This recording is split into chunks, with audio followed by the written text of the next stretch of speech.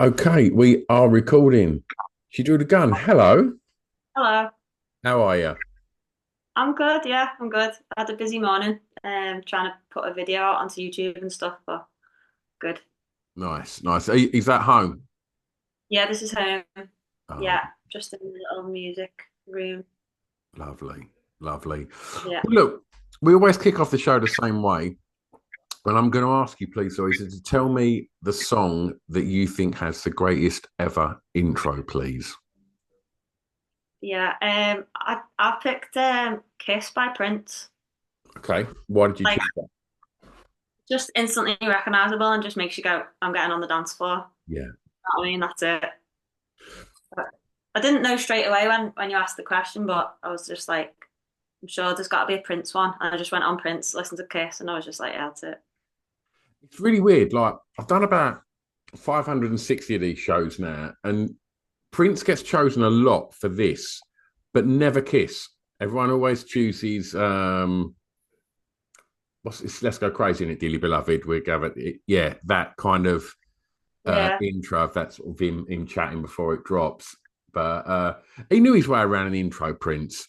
Yeah. Like um in regards to intros, Louisa, in a time that we're in now with artists even using sort of things like TikTok and stuff to get out to a wider audience, and streaming services, like Spotify, etc., that are just awash with music every day of new stuff being added. There, there can be that kind of desire to kind of hook them ever shortening attention spans by grabbing them quick, like what you've just described with Kiss there. Um, does that kind of mindset of like got to grab them quickly ever filter through into your creative process? Um, I mean, I think I'm not really a fan of long intros anyway, unless it's like The Cure, Just Like Heaven is like a minute intro, but and it's like beautiful, and that's fine. But usually, I'm kind of like waiting, like get on with it, kind of thing. Um, does it come into my creative process? I mean, sometimes you've got to cut the intro for the radio edit and stuff like that, and I kind of like hate doing radio edits because you've got to cut bits that you don't really want to cut. But How precious are you with that? I mean, it's like you were saying, like the world that we live in is like everything's got to be like 3 minutes or 3.5 minutes maximum. So you're like, oh, got to. Um, but so you can only be so precious, can't you? You've got to cut bits, um, but yeah, I obviously prefer the full version than the radio edit. Yeah, yeah. Um, Why has no one ever chose Just Like Evan for this question? Like, as soon as you said that, I was just then thinking about the intro to Just Like Evan, which is just, it layers and layers and layers, doesn't it? And you just get that beautiful synth line, and then you just get that signature Cure guitar sound over the top. You loving the I, new stuff? I could have easily picked that for the best intro, to be Yeah, honest. Yeah. yeah. What are you making of the new Cure stuff? I've not heard it yet. Oh, you need to check out Alone. It's amazing. It's such a beautiful Okay. single. It's Yeah, it I'll look kind forward of to it. right back to that sort of disintegration era Cure. It's beautiful, Yeah. absolutely beautiful. I'm going to ask you now, please, to tell me the first song you remember hearing that had an emotional impact on you, please. The first song that had like a proper emotional impact on me was Annie Lennox "Love Song for a Vampire," and I don't know why. I think I was probably about 10 or 11 or something, and I was just like, I need to listen to that on repeat a million times, and it just made me feel weird.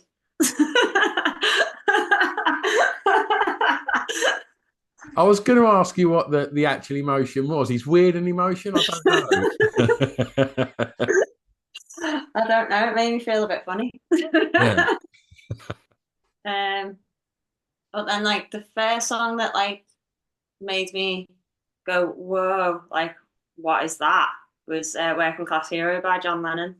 Yeah. And I was just like, if it came on the end of a film, and I just like rewound the video loads of times and wrote all the words down, and I was like, that's just I've never heard music do that before, kind of thing. Even though I was like, I'd heard all the Beatles and everything, it was just like political commentary in a song, like a take on society, and I was like, I don't think I'd ever heard that before.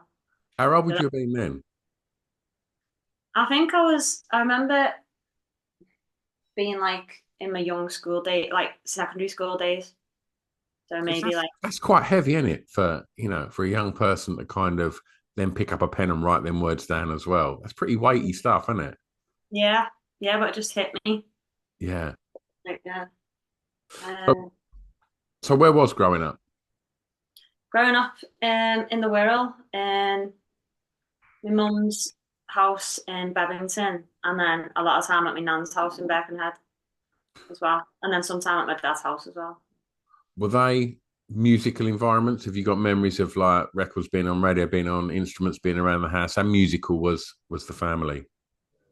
My mum's house, we didn't have any music in the house until like CD players came out, and then we like got a CD each, me, my mum, and my brother.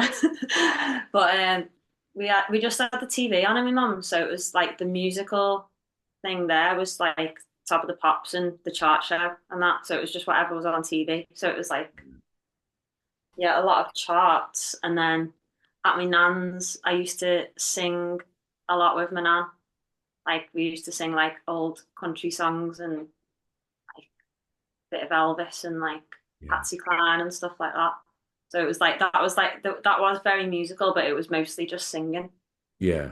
Yeah. Um, and then my dad had like vinyl and stuff. So that was like a bit more. Don't know. They seemed like that seemed like a cool world that he had these like objects that was vinyl and stuff like that. So he was probably the more musical person. Yeah. Can you You remember know, what sort of stuff? What sort of stuff was your dad playing on vinyl? um, Neil Young, the Beatles, Erasure, Soft Cell. All the good stuff, right? Yeah, yeah, good stuff. Yeah, And it's, Bad and, it's, Alex as well. I remember.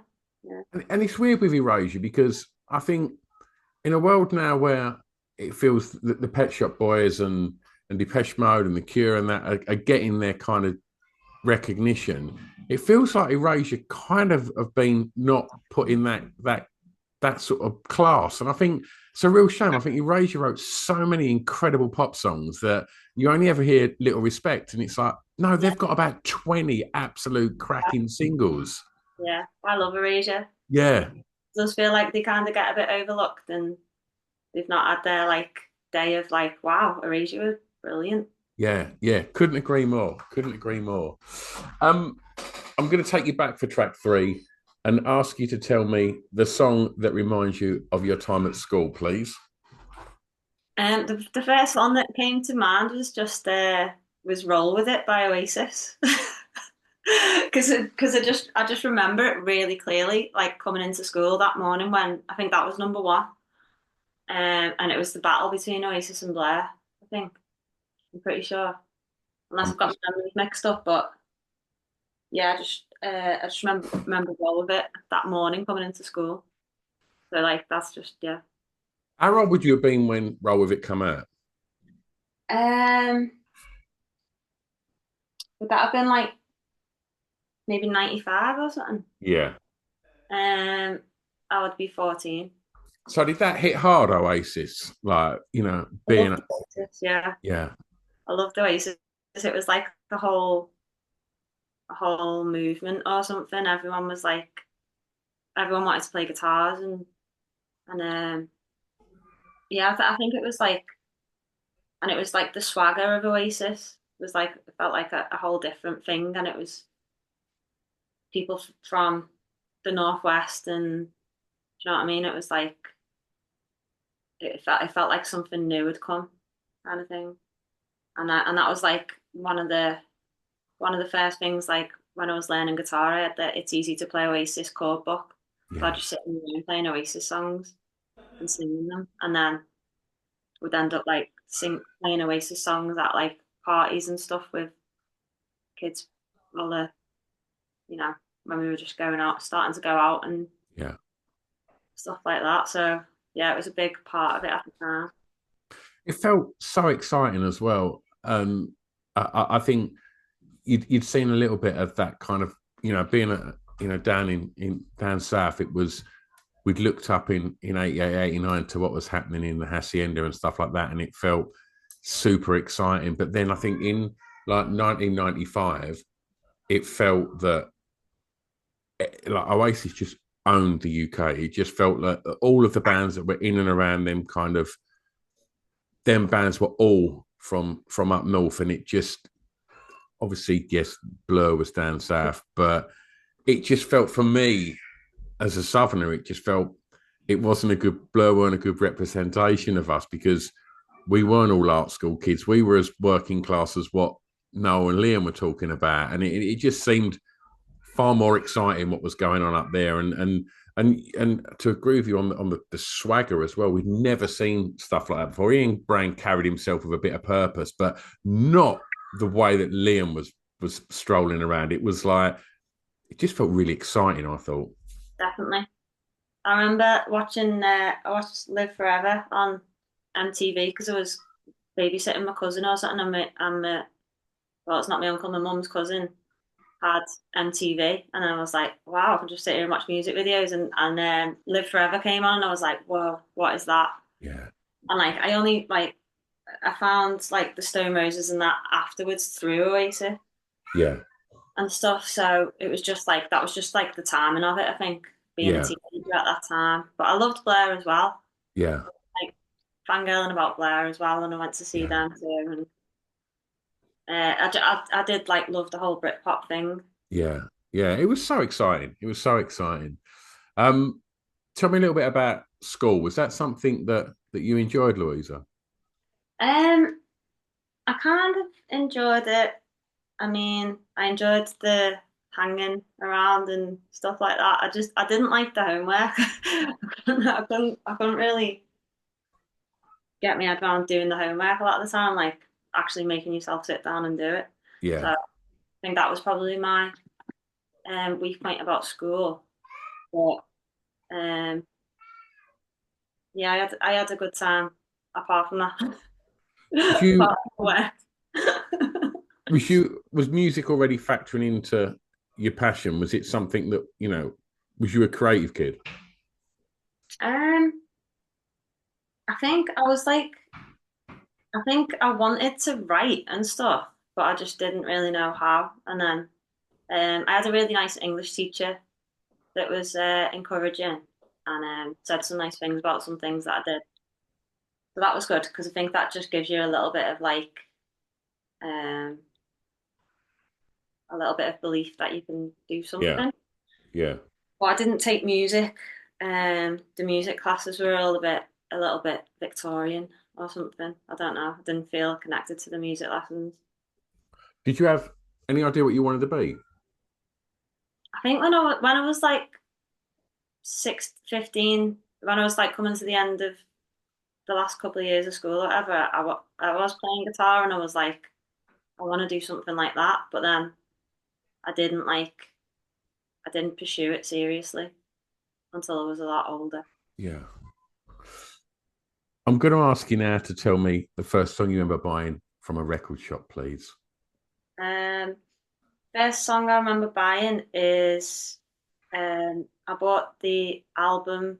Well, it was for my 13th birthday. The nan took me to HMV and was like, "You can pick two albums," and I was like, um, for some reason, I felt drawn to an album, thinking it was just going to be good, and it was REM, Automatic for the People. Um, and then the other one that I picked, obviously knew that one was going to be good as well, E17 Steam. But so I'm just going to go with REM. Yeah, yeah. So Um, if I have to pick a song, I'd pick Everybody Hurts because that was the song.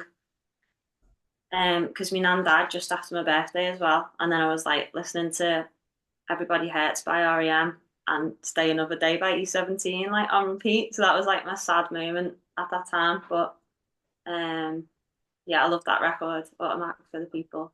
It's absolutely stunning. I think every single track on that, there's incredible pop moments like Sidewinder and Man on the Moon, but then just, I mean, I don't know where that band got Drive from. Drive is just such a ridiculously incredible record that it's just, I mean, I was a huge fan anyway by the time that record dropped. And when they come back and release Drive as a debut, as the first single from that record, it was like, whoa, what is this? And then they just drop Everybody Else, which just tears you in half. And yeah, and I'll tell you what, when people talk about great vocalists, no one ever mentions Michael Stipe. And I think Michael Stipe's voice is beautiful.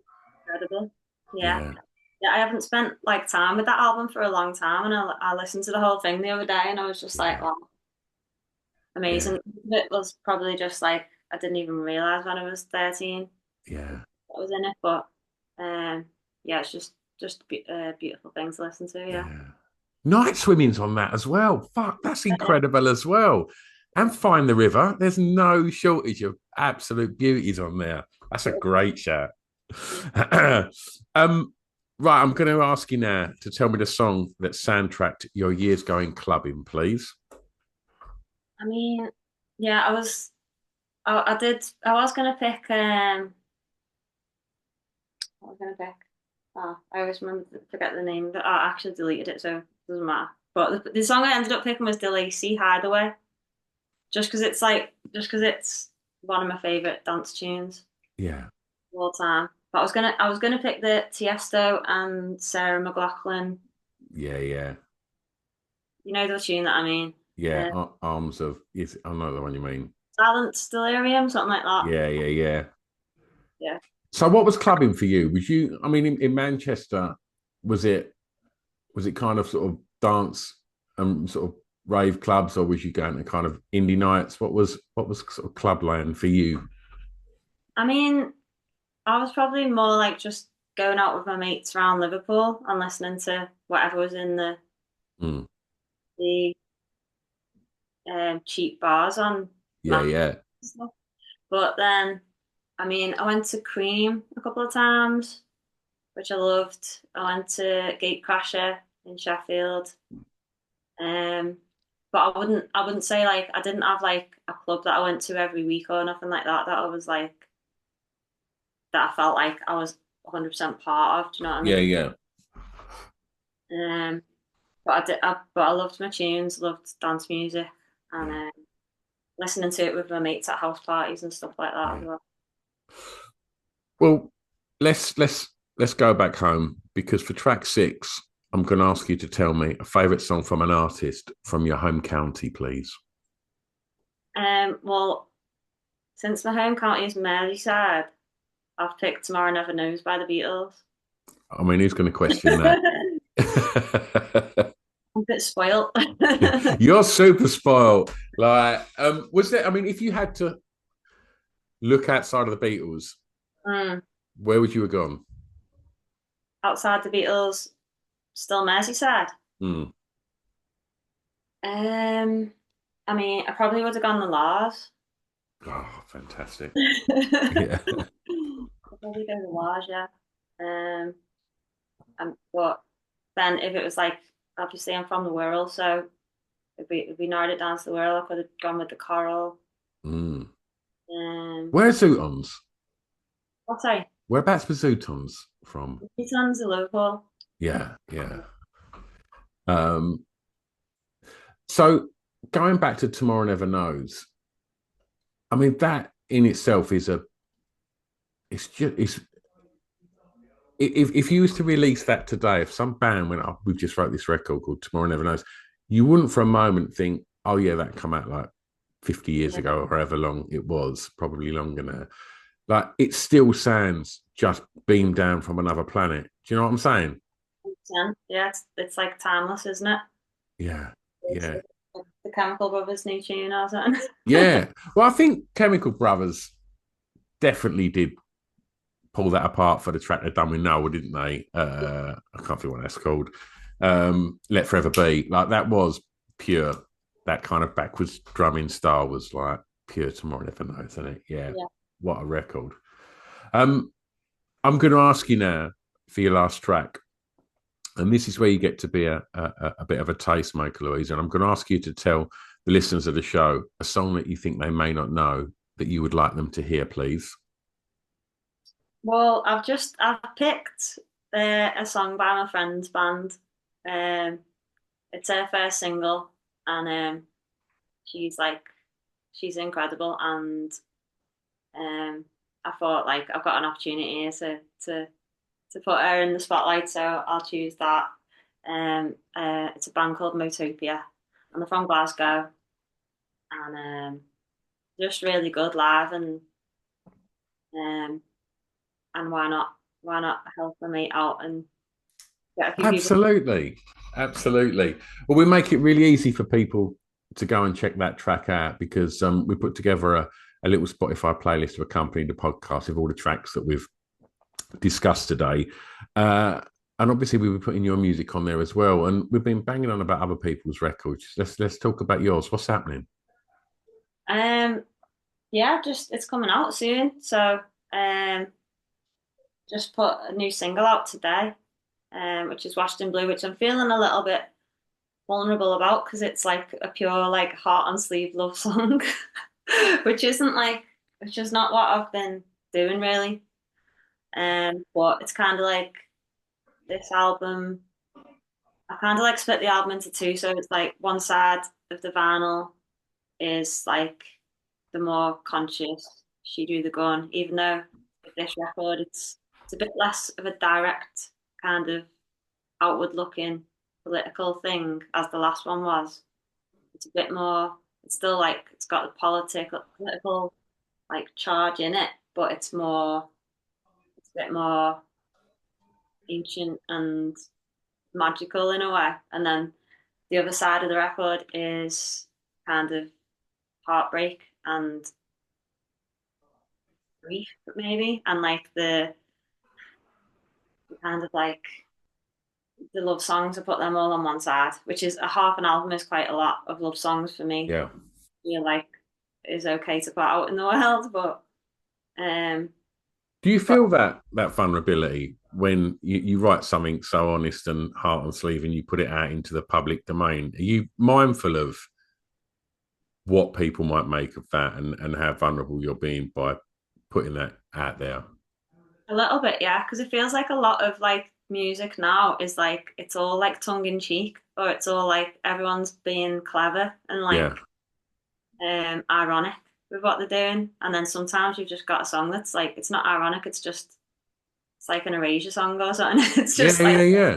It's just like a love song. Do you know what I mean? And it's like, is that okay? Do you know what I mean? So yeah, it feels more scary to put something like that out, because it's like soul bearing a bit Yeah. rather than being like clever and ironic or whatever. Yeah. So yeah, but that's just kind of like what like the last couple of years of my life has like been kind of going through. So Yeah. you end up like just writing songs, kind of like diary entries that is like whatever's going on in your life that kind of like asks you for a song to be written about it. You write it, and I suppose you could just keep them and not put them out, keep them for something different, keep them something in the future. But and I was just like, it's just my life. That's what I'm doing. I'm just like recording chapters of it or whatever, and then if it connects with people, that's sound. But Do you find this it's a process, you use that as a process of dealing with stuff? I guess it is, yeah. I guess it is, but you, not like not like purposely. Or like, don't sit down and go like, I'm gonna like get this out or whatever. It's just like I think it's just like something that the mood takes you to want to write something. Yeah. And I think it's a really great thing if someone shows that vulnerability and as a listener you hear it because I think if someone's wrote something and it's not come from that place, but it's lending itself to as if it was. I think people can see through it, and Mm. like I feel that way anyway. But if someone is throwing it out there, and I think you can't fake that. I think people can hear it. Do you know what I mean? Yeah, I'd hope so. Yeah, Yeah. yeah, because Right. there is a lot of love songs out there, and there's probably a lot of love songs that some like there's like a team of songwriters have sat down and gone Exactly. write this love song about this or whatever. Yeah. Um, so yeah, I suppose if it's coming from the actual experience, Way more pure. yeah. Absolutely. Uh, and then tour. So I've got a tour in February. Is the full album um show and everything, which is nice because we've got a bit of a gap between the album coming out and the tour because we've always like kind of done it straight after. Yeah. So it's nice to have a little gap. Lovely. Lovely. And if people want to find out more about releases, find out where they can come and see you live, where's the best place to keep up to speed with all things you? Well, I've got a website, got a mailing list. Um, so the website is shedothegun.com, and I'm on all the. Well, I'm not on TikTok actually. I'm on Facebook, Instagram, Twitter. Um, but yeah, probably maybe join the mailing list. But I need Yeah. to remember myself to keep to keep emailing. Well, we'll put the web address on the show notes of this so people can go and find out where they can join the mailing list, and we'll tag you in this when it comes out on Instagram. So if people aren't following you already, then they can go and do so. Louisa, thanks loads for giving up your time today and talking records with me, mate. It's been really lovely. It's been lovely to speak to you. Nice one. Absolute pleasure. Absolute pleasure. I'm going to press stop, but don't go anywhere.